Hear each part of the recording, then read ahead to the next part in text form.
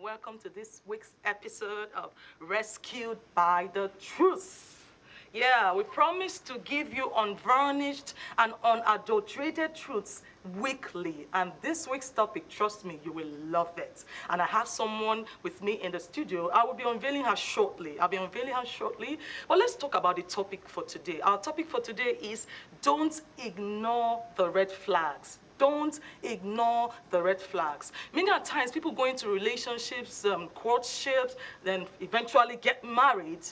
They ignored some red flags that would have averted them starting up or ending up with in a wrong marriage. Like today, it's prevailing now. We have abusive marriages, people that are enduring their marriage instead of enjoying marriage. God's original intent for marriage is for us to enjoy it and not to endure it. So we thought about it and we said, instead of advising someone that is already in a wrong marriage to change, which you know is almost impossible, why not salvage the ones that are yet married? Tell them to spot out some red flags they really need to watch those signs that they really need to watch. That's what we are talking about today. So in me in the studio, I have a very beautiful lady, a social media influencer. We all know her. She's popular, an influencer, and a business guru, a mother, a super mom like me. I have beautiful Ella with me. How do you do, ma'am? I'm very fine, thank you. I'm so glad to be here. Yeah. I love what you're doing. Thank you. I'm glad to weigh in. Yeah, thank Yes. you. Okay, so you see her, she's Ella Eze Adile. Eje. Ella Ezadleje. Ella, also known as Veronica's daughter.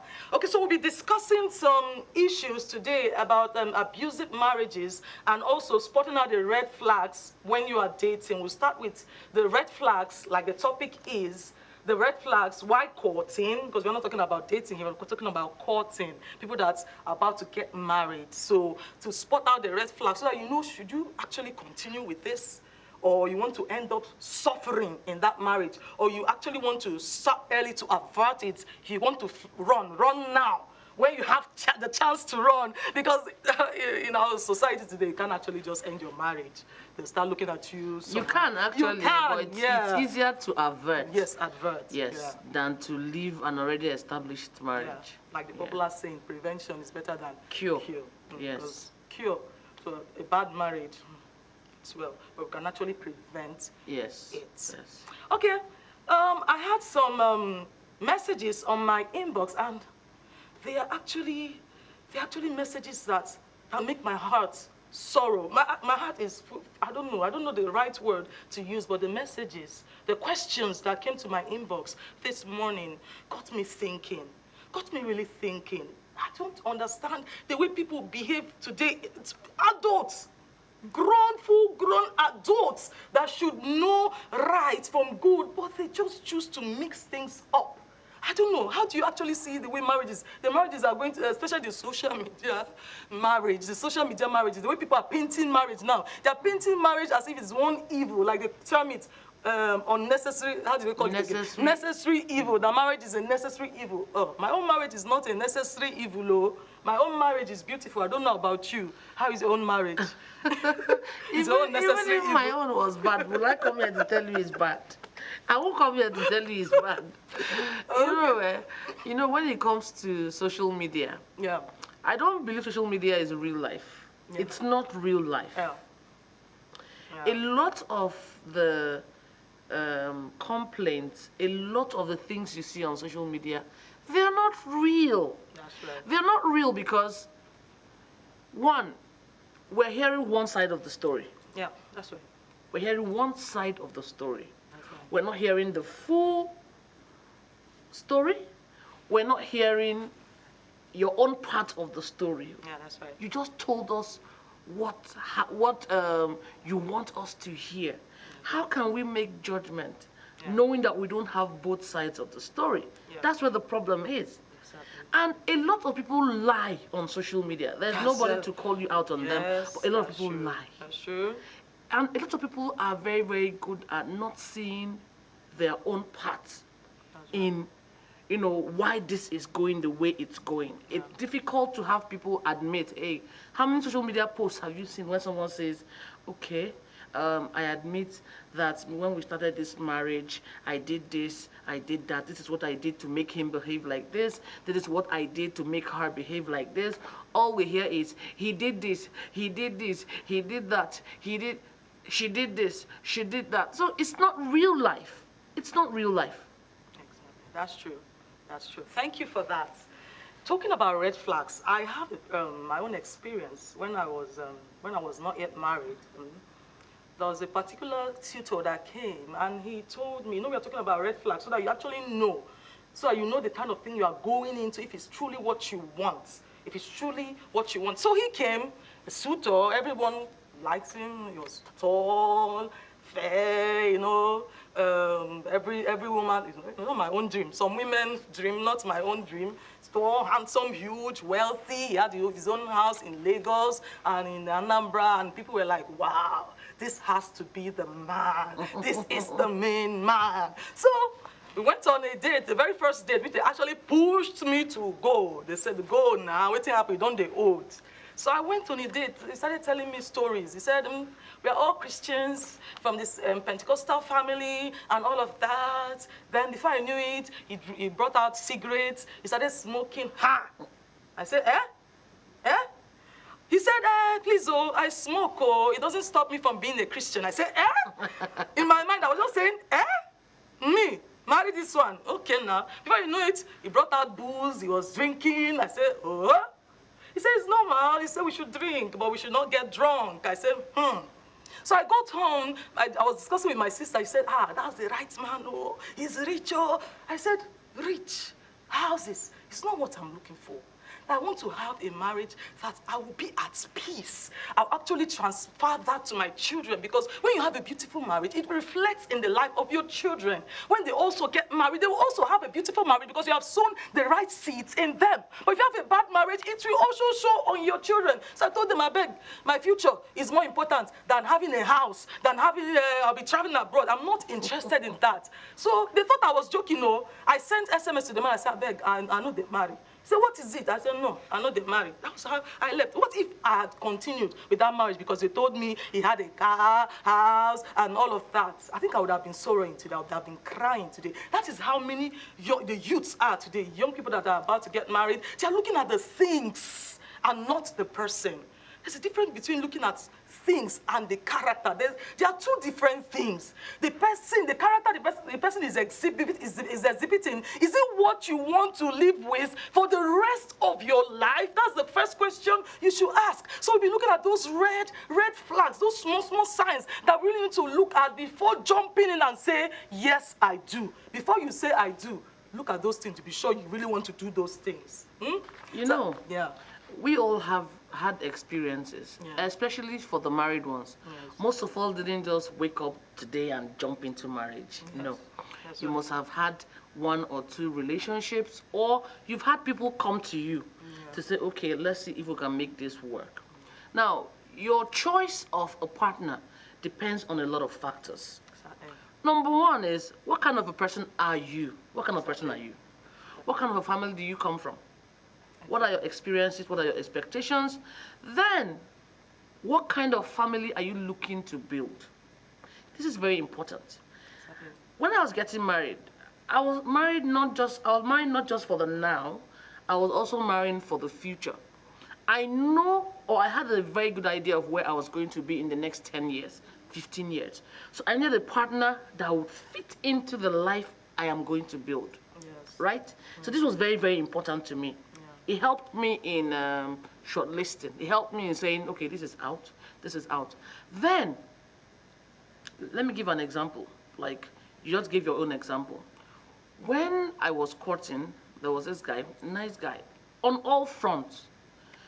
In public, he was the perfect gentleman, very well-to-do. And, when people are talking about a life partner, for women, most of the time, what we look out for is who can provide. Absolutely. Provision is the first thing women look out for. And because someone can provide, we tend to forget or forgive a lot of the other red flags and things we saw. The first thing I saw about this guy, he was a very generous person. So, you know, it would have been very, very easy for me to say, oh, this guy is generous. You know, I know that when we marry, he will take care of me, take care of the children. I wouldn't lack, I wouldn't want. Then I realized he had a temper. Nice guy. You don't want to see him angry. When he's angry, like, he could burn down this building, then come to his senses a few minutes later. So I knew that if at this point you can get so angry to the extent that you like or you are almost trying to beat somebody up, what happens when you start living together? And you know, ask any married person, there is no marriage that at the beginning you didn't have all those growing pains. Living with a woman is not easy, especially as a man who has been living alone. So the man has to do some shifting and compromising. The woman has to do some shifting and compromising. So imagine doing it with somebody who doesn't have patience, who is always very quick to anger, and his anger is very terrifying to see. So it will be very, very silly. And for somebody like me, I am a very playful person. I am a silly person in nature. I like play. So imagine having to cower every time my husband comes back, you know, because I'm afraid of the mood he's coming back with. I knew I couldn't survive such a marriage. I knew. Then, I also wanted somebody who wasn't afraid of me growing, who wasn't afraid of me becoming something. You know, some men do not want women like that. Yeah. So the earlier you notice it, the better. Of course, I had another sister who said, oh, you're so beautiful, and I can't wait to make you my wife. When we marry, you're going to stay home with the kids. You wouldn't work because I don't want you answering anybody, sir, because I think your boss will always make a pass at you and all that. That wasn't the future I was envisaging for myself at all. My parents didn't sacrifice to send me to school for me to sit down in the house. So what will be my contribution? So it means I'll just have babies and stay home and watch TV.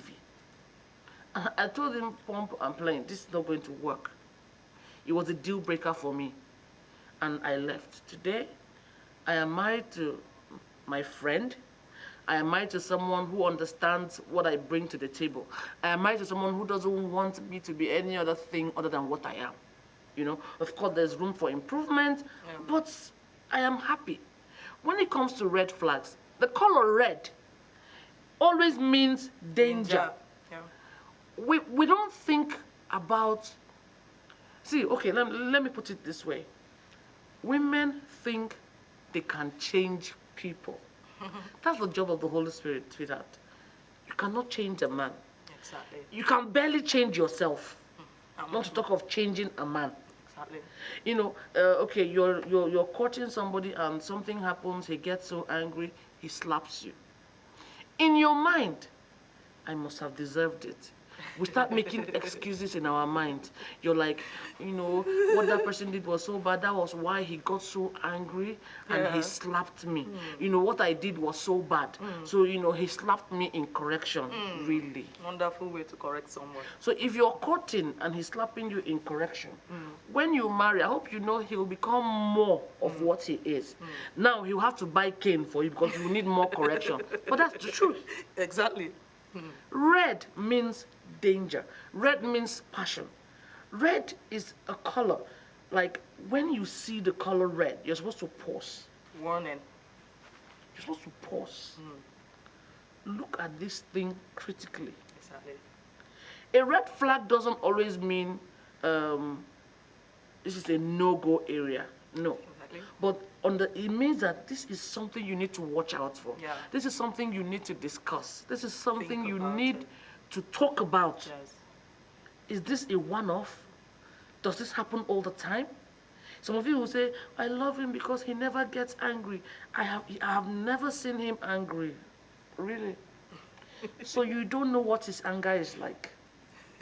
So imagine the surprise when you marry and he gets angry. Who knows what will happen? This one that the anger is something that they bring out once in a blue moon. So red flags are there for a reason, and whether we like it or not, women are very intuitive. God gave men physical strength Exactly. to protect them, protect their families. God gave women intuition, discernment, what a woman would see, Success. Yes. what a woman would sense. Yes. A man will ride That's roughshod over it. That's He true. won't even notice. That's true. Sometimes I find it frustrating. I'm trying to point out some things to my husband. I'm like, guys, see, this person, he said, so what exactly? I said, no. It's not in anything he or she did. But from this thing he did, see, and a lot of times I'm right. So you have that intuition. Yes. And when the alarm bells begin to ring in your head, a lot of us do a very good job of ignoring it. Because we're looking at wedding colors. We're looking at Ashwebi. We're looking at our wedding video. We're looking at how tall and handsome he is. How he would walk beside you in his wedding finery. You know? All those things do not matter. In a marriage, it doesn't matter. When you're talking of the wedding, you're not thinking of the marriage itself. And it's Okay. something we need to pause and think about. All right. Thank you very much, Mrs. Ella, for that. We'll just take the questions here because of our time. We'll go straight to the questions here. We got some questions. I think I will just pick two of the questions because of our time. It says, it's advised that we should not have sex before marriage. How then do we know if your partner can satisfy you? Also, if the size of his, I can't say that, is suitable for you. She's talking, we're talking about red flags. Then she's saying that since we cannot actually do something before we get married, what if the person, when you now get married to the person will not be able to satisfy you sexually? How are you going to handle it? Because some women cannot actually deal, some women's libido are actually high. And if you cannot satisfy them, marriage don't they crash small. So what do you think? What is your advice to this lady that Number sent one, this message? this is not a red flag. Yes.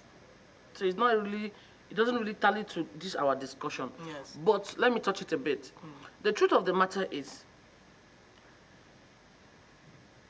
the Bible wants us to marry as virgins. That True. is the truth. True. If you are a virgin, he is a virgin. You cannot say, this thing is not sweet, because the both of you are learning on the job. Exactly. You're That's learning. true. That's Now, it's possible that that ship has sailed. You're not a virgin. He may not be a virgin. But sex in marriage, you know the Holy Spirit is involved in all these things. Exactly. You cannot leave out the God factor in marriage. And this That's is the true. truth. That's true. Sex as an activity is, see, the sex you're having 10 years later is way better than what you were having at the beginning. This is something you learn on the job. You Yeah. grow.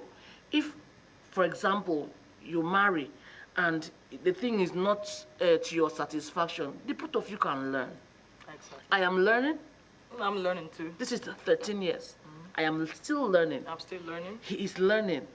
We're trying to make it better because forever is a long time to be doing one thing every day. Yes. That's just the truth. You learn. You learn. And Spice another it thing I up. want to tell you, my sister, size is not as important as you think. Size is not as important as you think. God that created the woman understood that size is not important. What is important is knowing what to do, how to do, and when to do it. And there are materials you can access for the couple after marriage to improve your sex life. So it's not really as difficult as you're thinking. Yeah. Okay. Thank you, Ma'am Ellen. The second question is, my husband hits me at any slightest issue. The other day, he hits me so hard that my on my head that I had been having series of migraine. Please help me. What do? I know this is not a relationship question, but my marriage is on fire. What would you advise someone? Auntie, like was he hitting you before you guys got married? this? Of course, Has he been hitting you? of course. If he had, then it's one of the foundations of your marriage, the hitting. Exactly. There's nothing we can do. It's all on you. Yeah. Involve family members. Call your family, call his family. If you go to a Bible-believing church, involve your pastors. There must be somebody your husband respects. There must be somebody your husband listens to. There's someone he And let me listens tell you, to. abuse thrives in secrecy. That's true. Since That's you're true. covering, as long as you keep covering, He knows when you he won't comes talk. outside, he's a loving husband, he's the greatest, and everybody's like, wow, I envy you, God, when? You're covering him. I'm not saying go and disgrace him. No. Call his family. Ensure they are in the know. Call the church. Talk to your pastors.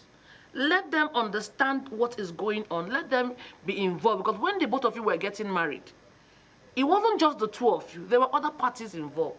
Yeah. Call them back. Call them back. Stop covering. Stop hiding. Stop making it like a shameful thing. He should be the one being ashamed, Ashamed not of you. him. Yes, he's the So beast. call him out on it. Yes. Call him out, because if you don't do anything, it will continue till That's you're true. 60, 70. It That's will true. continue. That's true. Thank you, ma'am. Like I said on my post today, that if he slaps you while courting, he will actually kill you in marriage. Many of the cases we see today on social media that the husband killed the wife killed the husband, they saw those signs when they were courting. But they decided to, because they say love is blind. My own love is not blind though. They say love is blind. You decided to close your eyes to those flags, those red flags. And now, most people are enduring their marriage. So young people out there, don't ignore those red flags. Once you see them, anyone you don't like, please talk about it. And if the person is not willing to change, please run. Run for your life. Because once you get married to him, don't expect him to be better. Don't expect him to be an angel. He will never be. If he was not when you were courting, he cannot be now that you are married. So that's our time for today, for this week's episode. Thank you. Join us again next week for another episode, and we promise you it will be inspiring, it will be informative, and you will not remain the same. Thank you. That's my time. I'm Queen Jane, your host, and I have Ella with me. Thank you, ma'am. Thank you for having your time.